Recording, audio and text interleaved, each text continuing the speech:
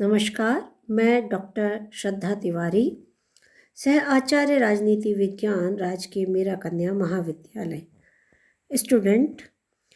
मैं BA first year में political science का फर्स्ट पेपर नहीं पढ़ाकर सेकंड पेपर पढ़ाऊंगी।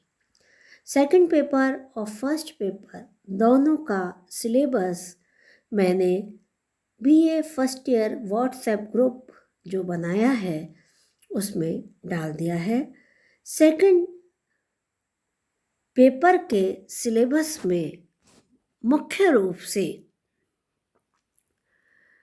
थिंकर हैं, यानी राजनीतिक चिंतक हैं। उनमें प्रथम यूनिट में मनु, कौटिल्य और शुक्र हैं। आज इसी संदर्भ में यूनिट फर्स्ट का प्रथम टॉपिक मनु के बारे में मैं आपके साथ चर्चा करूंगी। बच्चों, जैसे जैसे हम बड़ी कक्षाओं में पहुंचते हैं तो खाली किताब या मैडम का बताया हुआ कोई नोट्स हमारे लिए पर्याप्त नहीं होता है। इसके लिए हमें विविध जानकारियाँ रखनी ज़रूरी हैं, क्योंकि हम सब पॉलिटिकल साइंस के विद्यार्थी हैं और पॉलिटिकल साइंस अपने आप में बहुत ही अच्छा विषय माना जाता है, जो हमारे सभी कॉम्पिटिटिव एग्ज़ाम में हमारा बहुत बड़ा योगदान करता है।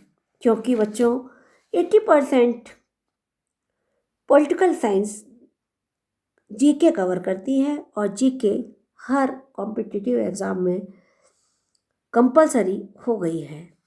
आज हम मनु के ऊपर चर्चा करेंगे। सबसे पहले हम इंट्रोडक्शन ऑफ मनु का परिचय बताते हैं। भारत एक धर्म प्रधान देश है। धर्म का यहाँ की जनता पर आदिकाल से महत्वपूर्ण प्रभाव रहा है। धर्म शब्द संस्कृत के धृ धातु से बना है, जिसका अर्थ है धारण करना, पालन करना, आलंबन करना। यानी कि धर्म को हम स्वीकार करते हैं, उसको मानते हैं, उसका पालन करते हैं और उसको हम अपना आलंबन समझते हैं, आधार समझते हैं। हिंदुओं के प्राचीन धर्म शास्त्रों में लोकोपचार के नियम दिए हुए हैं, जिनके आधार पर मनुष्यों के कार्यों को धार्मिक या अधार्मिक कहा गया है। यूँ तो हिंदू राजदर्शन में अनेक धर्मशास्त्रों के रचयिता जैसे मनु, अत्रि, याज्ञवल्क्य, अंगिरा, कात्यायन, बृहस्पति, पाराशर, व्यास, गौतम, शुक्र, वशिष्ठ आदि का अपना अपना महत्वपूर्ण योगदान है। परंतु इनमें मनु की मनुस्मृति, याज्ञवल्क्य स्मृति महत्वपूर्ण है। ये दोनों स्मृतियाँ एक प्रकार से संपूर्ण धर्म संहिता हैं, जिनमें आर्य जाति के सभी वर्गों और समूह के लिए धार्मिक नियम दिए गए हैं। मनुस्मृति हिंदू शासन पद्धति के सबसे अधिक महत्वपूर्ण सूत्रों में से एक है, जिसमें मनु ने मनुष्य के संपूर्ण सामाजिक जीवन की व्यवस्था दी है। मनुस्मृति आज भी करोड़ों हिंदुओं के जीवन दर्शन का आधार है। मनुस्मृति हिंदुओं का सबसे प्राचीन कानूनी ग्रंथ है। मनुस्मृति यूरोपियन राजनीतिक चिंतकों के लिए भी महत्वपूर्ण है, क्योंकि इसमें संपत्ति और उत्तराधिकार संबंधी नियम विशेष रूप से दिए गए हैं। प्यारे बच्चों, ये इसका एक सामान्य परिचय है। अब हम मनु के व्यक्तित्व, पर्सनैलिटी ऑफ मनु के बारे में चर्चा करेंगे। ऋग्वेद के अनुसार मनु मानव जाति के आदि पिता हैं।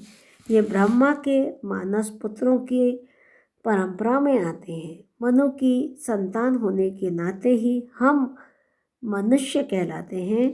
पौराणिक दृष्टि से मनु मानव जाति के जनक और प्रथम विधिदाता कहे गए हैं। मनु को प्रथम और महानतम राजा माना गया है। प्राचीन ग्रंथों के अनुसार प्रलय होती है, जिसमें समस्त सृष्टि जल समाधि ले लेती है।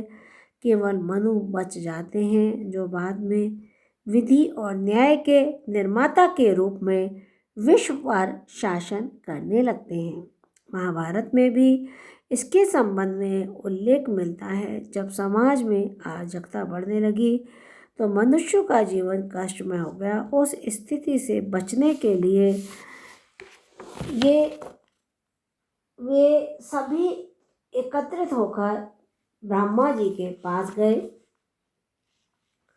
और उनसे रक्षा करने के लिए प्रार्थना की। तब ब्रह्मा जी ने उनकी रक्षा करने के उद्देश्य से मनु को राजा नियत किया। डॉक्टर मैकेंजी ब्राउन का मत है कि मनु कोई व्यक्ति विशेष नहीं हुआ था, बल्कि यह तो एक उपाधि थी जो महान विधिवेत्ताओं को प्राचीन काल में दी गई थी।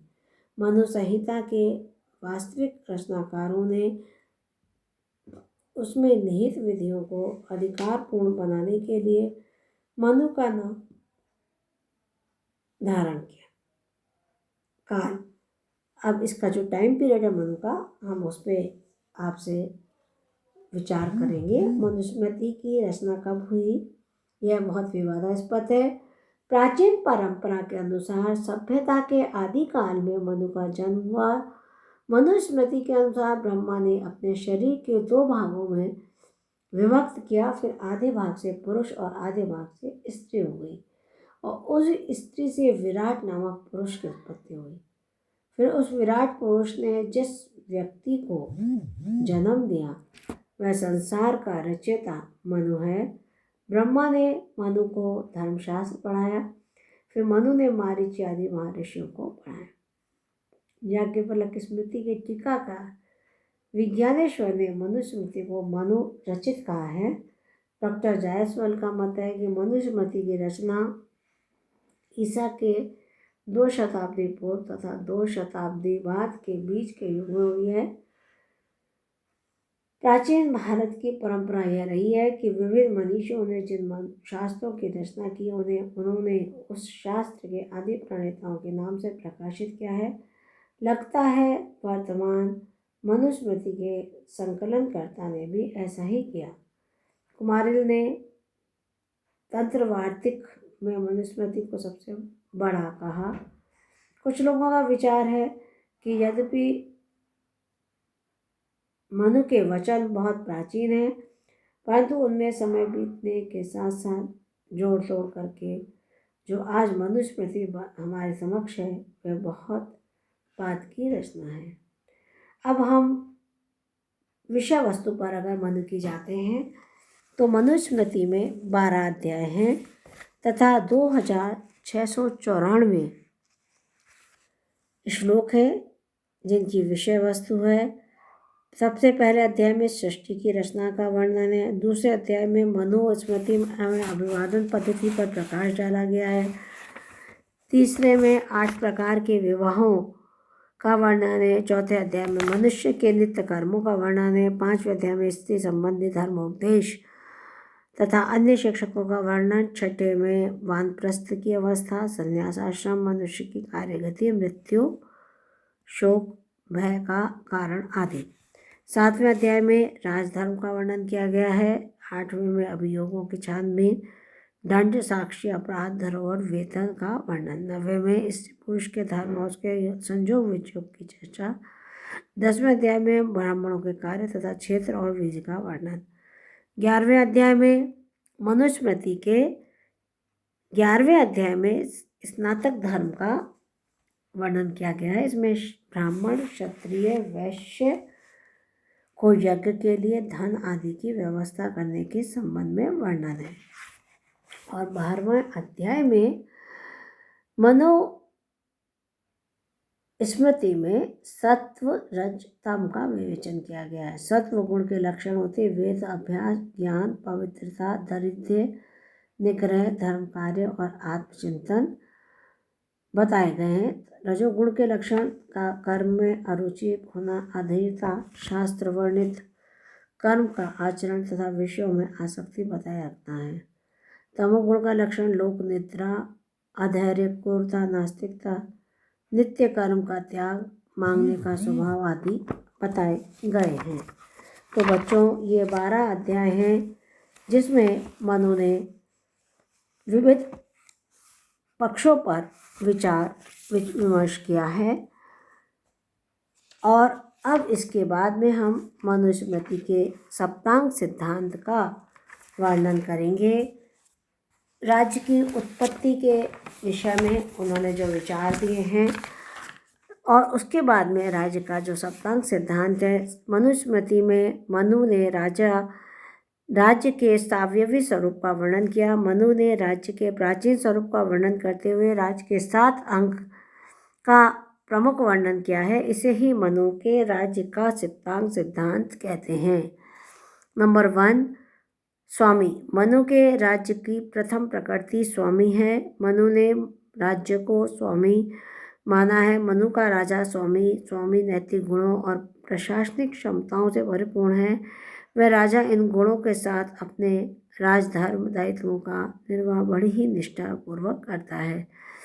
मनु के अनुसार एक स्वामी में इन गुणों का होना अनिवार्य है। राजा के बिना राज्य की कल्पना संभव नहीं है। दूसरा है मनु मंत्री। मनु के अनुसार राजा को प्रशासनिक कार्यों में सहायता देने के लिए विवेकीय, कुशल और चतुर मंत्रियों की आवश्यकता होती है। मंत्रियों के अभाव में राजा का राज्य का कार्य संचालन नहीं कर सकते। राज्य राजा के लिए एक संस्थागत शक्ति का केंद्र है। राजा की शक्ति व्यक्तिगत नहीं है। राज्य जैसी संस्थागत शक्ति का प्रयोग सुयोग्य मंत्रियों के सहयोग व उनके निर्देशित करके ही कर सकता है। मनु के राज्य के मंत्री आवश्यक रूप से गुणी व योग्य और कुशल होते हैं। तीसरे नंबर पर पुर है। मनु के अनुसार पुर का अभिप्राय राजधानी से होता है। राजधानी चारों ओर से संपूर्ण सुरक्षित होनी चाहिए। मनु ने पुर में सुरक्षित दुर्गों की व्यवस्था की गई है। चौथे नंबर पर राज्य आता है। राज्य भी राज्य का एक अंग है। इस बात से थोड़ा सा भ्रम होता है। मनु के राज्य शब्द का अर्थ जनपद है। मनु के जनपद का अभिप्राय राज्य की आंतरिक सीमा से है। राज्य का आंतरिक भूभाग और उसमें निवास करने वाले जनता भी इसी जनपद में सम्मिलित है। मनु का जनपद औबलिक राज्य की प्रकृति से है।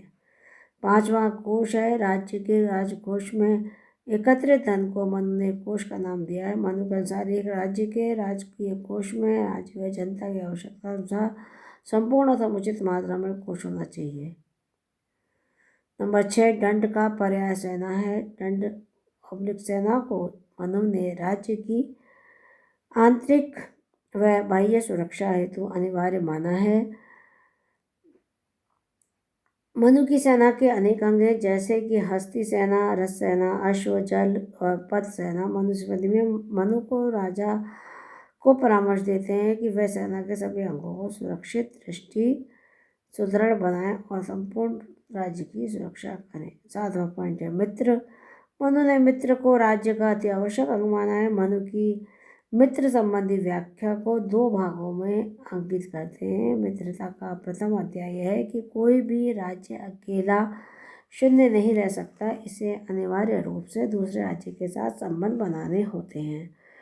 मित्रता का द्वितीय तथ्य है कि एक राज्य को अपने लक्ष्य की प्राप्ति के लिए यह प्रयास करना चाहिए कि उसके सभी राज्यों से या आधिकारिक राज्यों से मैत्रीपूर्ण संबंध आदि को व्यापक जान बनाए जाते हैं।